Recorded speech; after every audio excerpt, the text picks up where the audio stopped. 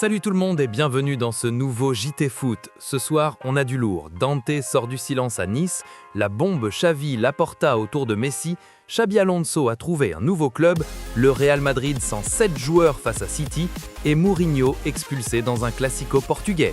Attachez vos ceintures, ça va vite.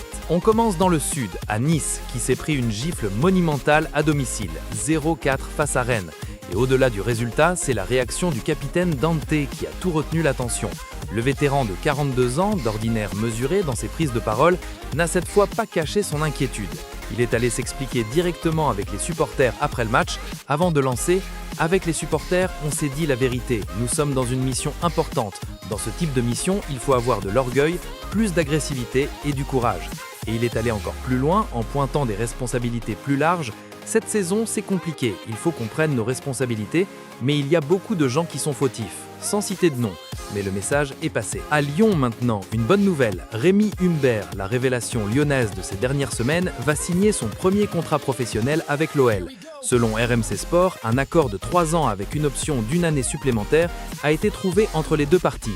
À seulement 18 ans, l'attaquant compte déjà 3 buts en 9 apparitions avec les gros. Une récompense logique pour un joueur formé au club qui prend de plus en plus de place dans le groupe. Direction le Parc des Princes, où tous les regards sont tournés vers le choc de mercredi face à Chelsea en 8e de finale de Ligue des Champions. Bonne nouvelle d'abord, Joao Neves, blessé à la cheville face à Monaco, va mieux. Le club se veut optimiste quant à sa présence dans le groupe mercredi.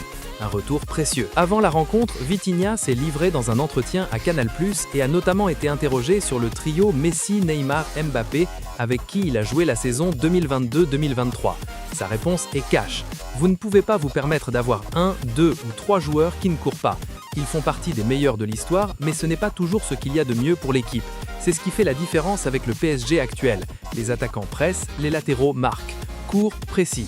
Ses coéquipiers actuels vont apprécier, les 3 joueurs concernés un peu moins. À noter également que c'est l'arbitre espagnol Alejandro Hernandez qui officiera pour ce choc, une première pour lui au Parc des Princes. Et côté look, le PSG a dévoilé son 4e maillot en collaboration avec Jordan, intitulé Night Edition. Une tunique qui rend hommage à la nuit parisienne, avec des motifs inspirés des jeux de lumière du Trocadéro. C'est ce maillot que les Parisiens porteront justement pour la première fois mercredi face au Blues. On reste en Catalogne pour la bombe de la journée. À moins d'1 semaine des élections pour la présidence du Barça, Xavi Hernandez a lâché des révélations explosives sur Joan Laporta. L'ex-entraîneur blaugrana, soutien du candidat Victor Font, accuse le président sortant d'avoir personnellement sabordé le retour de Lionel Messi en 2023, alors que l'Argentin aurait donné son accord. Ces mots exacts. Léo n'est pas venu au Barça parce que le président ne le voulait pas. Ce n'est pas à cause de la Liga, ni parce que son père demandait plus d'argent. C'est un mensonge. Le président lui a dit non, qu'il n'en avait pas les moyens, et il lui aurait même dit que si Messi revenait, il lui déclarerait la guerre. Une version des faits confirmée par l'entourage de Messi selon la Cadena Ser. La réponse de Laporta ne s'est pas fait attendre. Lors du premier débat électoral, il a répliqué « Quand je lis ces déclarations de Xavi, je pense à Flick. Des décisions difficiles ont été prises pour le club, Xavi aurait perdu, Flick a gagné. La guerre est déclarée, les élections auront lieu dimanche prochain. » Autre sujet chaud au Barça, Lamine Yamal. Auteur d'un nouveau golasso ce week-end face à Bilbao, le prodige affiche 14 buts et 9 passes décisives en 22 matchs de Liga cette saison. Mais après un début de saison compliqué et une pubalgie, la Cadena Ser a révélé les raisons de ce retour au top. Premièrement, il a pris conscience de l'importance du soin de sa blessure, il suivait à la lettre les consignes des spécialistes, là où il les prenait à la légère au début. Deuxièmement, il a laissé de côté les réseaux sociaux, s'est fait bien plus discret publiquement, exit la Kings League, exit les apparitions médiatiques. Troisièmement, il a redéfini ses priorités et s'est concentré à 100% sur le football. Résultat, la machine est relancée. Et ça bouge encore au Barça avec Hamza Abdelkarim, l'attaquant égyptien de 18 ans arrivé cet hiver en prêt avec option d'achat. Après des galères administratives pour obtenir son permis de travail, il a finalement fait ses débuts ce week-end avec les U19 contre Huesca. Bilan, un pénalty provoqué et un but de la tête à la 69e minute. La presse catalane s'est embrasée. Et selon Foot Mercato, la décision de lever son option d'achat serait déjà prise en interne. Toujours au Barça, selon 11 Mondial, un transfert de 80 millions d'euros serait validé pour cet été. Les Catalans préparent activement le mercato estival, malgré leurs contraintes financières connues. Direction Madrid maintenant, où le Real Madrid se prépare pour un choc dantesque face à Manchester City en 8e de finale de Ligue des Champions. mais la liste des absents donne le vertige.